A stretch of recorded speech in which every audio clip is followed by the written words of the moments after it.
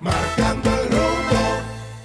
Vamos a las noticias que encabezan las primeras planas de los periódicos de circulación nacional. Hoy viernes 16 de mayo. En el día, solo 2% pacientes renales logran el trasplante órgano. En el Hoy, Listín Diario denuncia intento de censura y coerción. La familia Macarrulla se desvincula. En el Listín Diario, empresa Estados Unidos censura contenido del listín. En el Nuevo Diario, presidente Suprema Corte de Justicia resalta el compromiso por una justicia más cercana, humana y eficaz. En Diario Libre, República Dominicana aspira a recibir hasta 12 millones de visitantes en el 2025. Vamos a las noticias del día de hoy. Milagro, hallan con vida niña succionada por alcantarillada en San Cristóbal. Así mismo es. Ayer en la tarde circuló la noticia de que, con video, de que una niña había salido de la escuela y entró por un espacio donde la calle estaba completamente llena de agua, inundada, y la corriente la arrastró y por desgracia terminó cayendo en una alcantarilla. Hombres que estaban afuera, cerca de un colmado, vieron lo que estaba pasando y se van corriendo para intentar rescatarla y no pudieron. O sea, es sorprendente ver la cadena humana de inmediato, o sea, en fracciones de segundo, como la gente accionó para salvarla y se fue. ¿Qué pasa? Que antes de la medianoche se suspendió la labor de rescate y los municipios se quedaron callados y esperaron que se fuera toda la unidad de rescate, porque cuando yo me fui a acostar recuerdo que la última actualización que tenía era que habían suspendido la búsqueda y ellos entonces son los que siguen buscando a la niña. Los municipios. Sí, por donde ellos entendían que se había ido y logran rescatarla. Un video muestra como la menor Sheiley Vizcaíno movía las manos dentro de la alcantarilla mientras las personas que se encontraban afuera estaban a lavar hasta lograr sacarla. Entonces, ayer yo me di cuenta, y es algo que siempre he dicho, si el Gran Santo Domingo, donde tenemos que pasar todos, está vuelto lo que está vuelto en el momento que llueve, yo siempre digo, Dios mío, ¿cómo estarán los campos?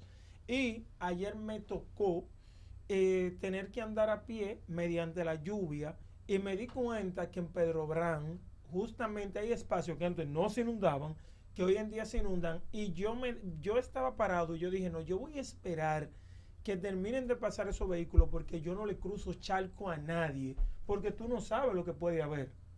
Y señores, las escuelas deben empezar a tomar medidas. Justamente la semana pasada yo hablé de un lugar aquí en Santo Domingo donde el tramo hacia esa escuela está llena de hoyos en la acera, que se nota que hay desagüe por debajo y alcantarillas que no tienen tapa. Entonces, dos cosas. Hoy en San Cristóbal, quien sea el dirigente de ese espacio debería andar averiguando en todos los sitios que venden hierro, que todo el mundo sabe dónde hay, y verificar si hay una tapa de alcantarilla ahí. Y a quien sea el dueño de eso hay que llevárselo preso. ¿Tú sabes por qué? Porque el pipero, que es el que saca la tapa de metal y que va y la vende, es un enfermo. Es un enfermo, aunque debe también tener su régimen de consecuencias. Pero el dueño del sitio es peor, porque sabiendo que eso lo sacaron de la calle, se permite la libertad de comprar eso dañando a otro. Entonces, eso es una falta de respeto. Por otro lado, las escuelas deben tener una constante vigilancia. Ya estos aparaticos, los teléfonos, te avisan el porciento de posibilidad de que llueva. Si tú viste que hay un 40% de precipitación, agarre y mande a esos muchachos para la casa. Porque ayer también veía yo niños mojándose, que lo despacharon en medio de la lluvia. No lo despachen en medio de la lluvia. Verifique, se está nublando. Déjame ver, aquí el dominicano tiene una técnica que sabe cuándo va a llover en un sitio, dependiendo de dónde se pone el nublado. Yo no sé si ustedes se han dado cuenta de eso. O por lo menos Jerlin no lo sabía. La gente se da cuenta de eso. Entonces, despachen esos muchachos y evítense un problema, porque si esa niña la despachan antes de llover, eso no pasa. Bueno. Seguimos con las noticias. El Partido de la Liberación Dominicana reiteró este viernes su rechazo al decreto 115-25 emitido por el presidente Luis Abinader, que pretende eliminar el Instituto Agrario Dominicano, IAD. A través de un comunicado, la Secretaría de Asuntos Agropecuarios del PLD destacó que el perjuicio que esta medida causará a cientos de familias y productores dominicanos. Giovanni Arias, subsecretario de Asuntos Agropecuarios del PLD, manifestó que el mandatario debe orientarse mejor y pedir los informes reales de sus funcionarios para evitar que la imagen de su gobierno continúe deteriorándose frente a los productores del campo. Reiteró mi llamado al presidente Abinader para que considere o en términos más claros para que recule ante esta acción que afectará gravemente a cientos de agropecuarios que aún no cuentan con un título definitivo de propiedad, y enfatizó el dirigente PLDista. Arias explicó sobre la incertidumbre nacional que se vive en las comunidades rurales tras visitar la localidad de Pontón en La Vega, donde se reunió con productores de arroz como Ramón Luis, José Sandoval, Melanio Sánchez y Pedro Flete, quienes manifestaron preocupación ante la posible desaparición del organismo que protege sus intereses. Seguimos con las noticias. Preocupa a la Sociedad Interamericana de Prensa intento de censura contra Listín Diario. La Sociedad Interamericana de Prensa manifestó su preocupación por un intento de censura digital contra el periódico dominicano Listín Diario. El hecho se originó tras la publicación de un artículo el 22 de marzo del 2024 sobre la admisión de cargos de Lisandro José Macarulla Martínez en un caso de presunta corrupción administrativa en la Procuraduría. La empresa estadounidense Network Solutions, responsable del alojamiento del dominio del periódico, exigió la eliminación del contenido en un plazo de 48 horas, bajo amenaza de suspender el servicio. Ante esto, el Listín Diario comenzó una migración de servidor para resguardar su archivo. La CIP, o la Sociedad Interamericana de Prensa, advierte que este tipo de acciones por parte de empresas privadas puede constituir una forma de censura indirecta, generando un ambiente de autocensura y vulnerando el derecho ciudadano a estar informado. Si vamos a la web y ponemos el nombre de Lisandro José Macarulla Martínez, vemos efectivamente que sale que hay una publicación donde él admite la presunta corrupción, y cuando le das no te sale, o sea, fue totalmente eliminado. No, de hecho, anoche tú buscabas el Listín Diario como página y no subía. Wow. Pero esto nos hace preguntarnos a nosotros realmente lo que nosotros estamos viendo en los medios, en la prensa, hasta dónde está la información real, hasta dónde a nosotros nos dejan saber lo que está pasando. Y esto realmente marca un precedente, porque ya sabemos, y probablemente lo han hecho muchísimas veces, cómo empresas pueden incidir y pueden censurar a los medios. Bueno, esto es lo que pasa en este país y no pasa en ningún lado. Seguimos con las noticias. De 4 a 2% de los pacientes renales trasplante de órganos.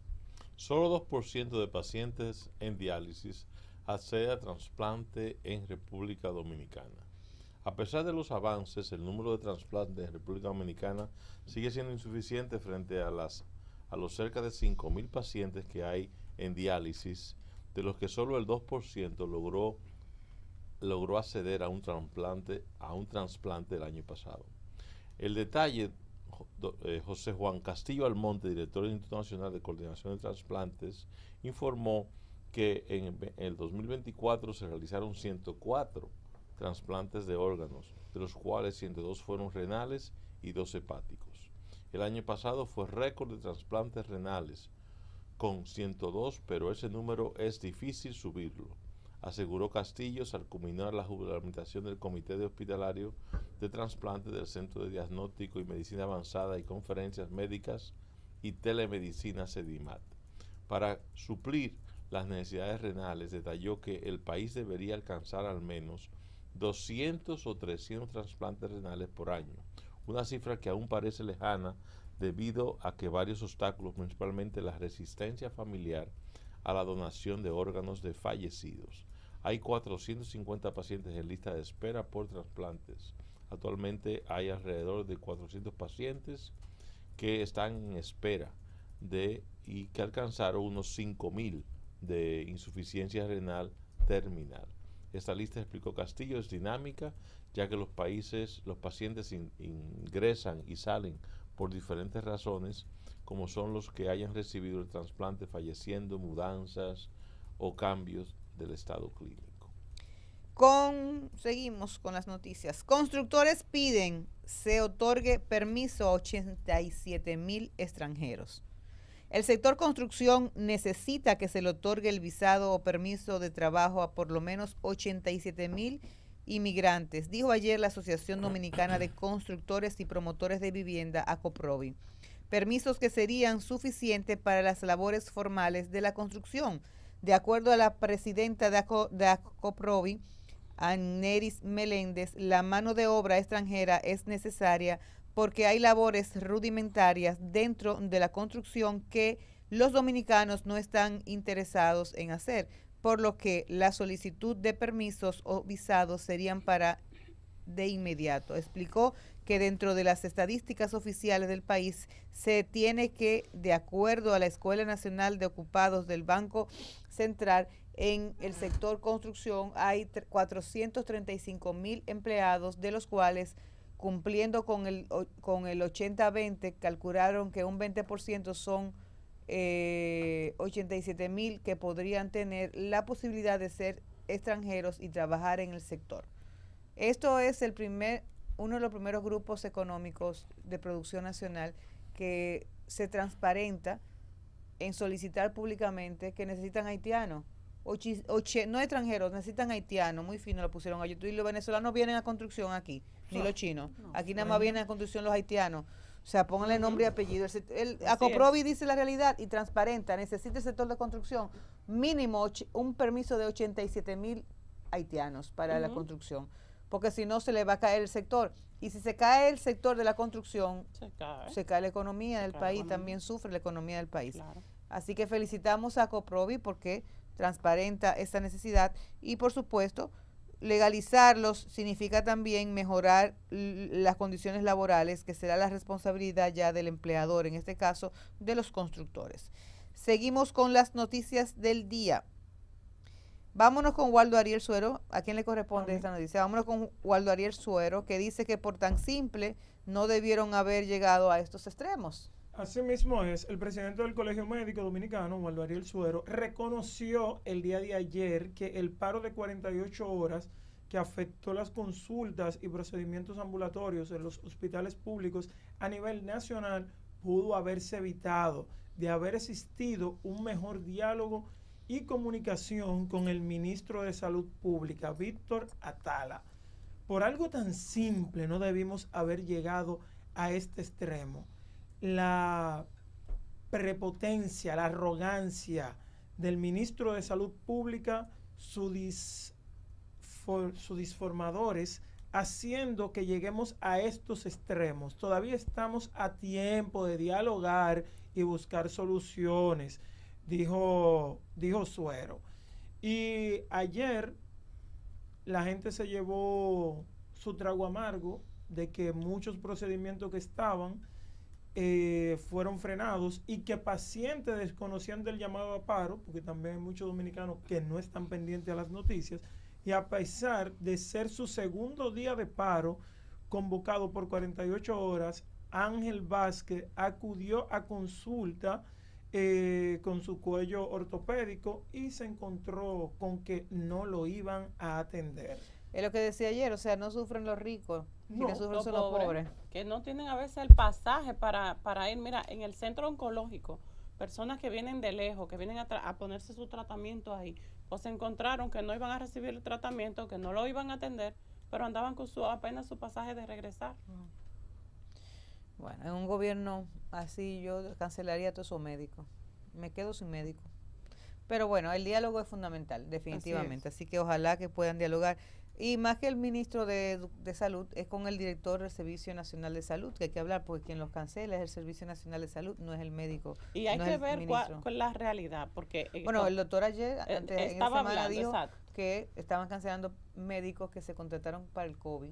Exacto, lo que hay que ver cuál es la realidad del asunto con el diálogo. El ¿Sabe por diálogo, qué? el diálogo. ¿Por qué? Porque ciertamente lo que se estaba hablando es que había duplicidad de nómina. Entonces, que pongan eso sobre la mesa. Mire, este está en duplicidad de nómina. Bueno, pues es que hay que sacarlo. Hombre mata a su expareja e hiere al hijo de esta en Los Mameyes. Así es. Agentes de la Dirección Central de Investigación del DICRIN de la Policía Nacional arrestaron a un hombre acusado de quitarle la vida a su expareja e inferirle heridas similares al hijo de la víctima durante un violento incidente ocurrido en un residencial de la Avenida España en el sector Los Mameyes en Santo Domingo Este. El detenido fue identificado como Orlando Rafael Ortiz Lora, de 42 años, quien capturado poco después de cometer el crimen. La víctima mortal es Islauri María Morales García, de 43 años, hallada sin vida en la habitación principal de su vivienda en Los Mameyes, con múltiples heridas de armas blancas. El mismo hecho, el hijo de Morales García, de 23 años, resultó herido y fue trasladado a un centro médico donde recibe atenciones. El agresor también presenta heridas de armas blancas, por lo que se presume y que él estuvo una lucha y permanece bajo custodia policial en el centro de salud. Siguen los feminicidios, Así señores, es. siguen los feminicidios, se agudizan en el país. Los feminicidios, definitivamente que esta violencia machista es bajadas y subida tiene, pero en estos momentos se agudizan los feminicidios, hay que ponerle atención. Seguimos con las noticias. Valdés Albizu llama a diseñar políticas económicas con rostro femenino. Durante el tercer Congreso Latinoamericano de Banca Sostenible e Inclusiva, el gobernador del Banco Central, Héctor Valdés Albizu, hizo un llamado a diseñar políticas económicas con rostro femenino, destacando que las mujeres emprendedoras son de las más afectadas por fenómenos climáticos y financieros. Albizu resaltó que el 39.8% del crédito en el país está destinado a mujeres, pero con un monto promedio menor al de los hombres. República Dominicana fue el primer país en implementar formalmente el WIC Finances Code, una iniciativa pionera en inclusión financiera para mujeres. La banca múltiple presenta indicadores sólidos, baja morosidad de 1.6%, buena rentabilidad y una solvencia del 16%, superior al mínimo legal. El director de Promipyme, Fabricio Gómez Mazara, reforzó el mensaje anunciando un nuevo programa de crédito para mujeres de hasta 150,000 sin garante a lanzarse en julio. Excelente iniciativa de Fabricio, porque definitivamente las mujeres necesitan ese impulso para la economía. Mira, cuando las mujeres van al banco a coger un préstamo, tienen miedo de coger un préstamo alto, porque piensan en cómo resolverán el pago de la casa, el colegio de los muchachos, y por eso siempre piensan en pequeños negocios. Y eso es la mentalidad que hay que cambiar. La mujer va al banco a pedir poco dinero para una iniciativa. El hombre, pero además cuando la mujer va, ya tiene todo planificado, sabe lo que le va a costar y la sostenibilidad en el tiempo de esto y lo que implican los gastos de su cotidianidad de vida, de la agenda del cuidado. El hombre va al banco sin saber qué va a hacer y pide millones de pesos y después que lo tiene decide qué va a hacer. O sea, la mentalidad. Sí. Por eso la educación en finanzas es fundamental para las mujeres. Las mujeres, cuando tú le preguntas, ¿tú tienes un negocio? Un pequeño negocito. Las mujeres pensamos en pequeño. Aunque tengamos un gran negocio, siempre valoramos en pequeño nuestro imaginario el tema de las finanzas. Por eso la ruptura que tenemos que hacer es precisamente hacer un cambio de mentalidad en el tema financiero. Sí, y hay he escuchado muchos directores de banco que dicen que las mujeres pagan, las mujeres tienen Mejor tasa de pago. Sí, mejor Sí, tasa de mira, pago que los hombres. Y una pregunta, ¿es cierto que hasta hace poco las mujeres no podían ir a buscar un préstamo, sino que el hombre su esposo, tenía que ir con su esposo para que le dieran un préstamo? Sí, pero eso en los 80 se eliminó con la modificación del Código Civil. Bueno, Que los el- 80 está ahí está ahí cerquita, mismo, sí, que 40 muchas años y pico veces... atrás, no, la mujer no podía abrir cuenta bancaria y y por ende no tenía autonomía para manejar sus finanzas, sino que era el hombre. La mujer podía tener una cuenta de banco, pero a nombre del hombre. Por ejemplo, a mí no me tocó vivir esa parte, pero igual que como el voto, que usted habló temprano, es algo muy importante porque a veces nosotros vemos las cosas que están dadas, eso existe, está bien, está Lo ahí, damos por pero no, sentado. exacto, lo damos por Ujú. sentado y no sabemos la lucha que hubo. muchas mujeres Mira, las tuvieron. mujeres son buenas pagas y las mujeres siempre han cogido fiados. Porque ¿quién es que coge fiado? La lavadora, la estufa, la plancha, es la mujer. Y de hecho, las tarjetas de crédito, quien más las usa son las mujeres. El hombre en una sola te hace una transacción millonaria, puede ser.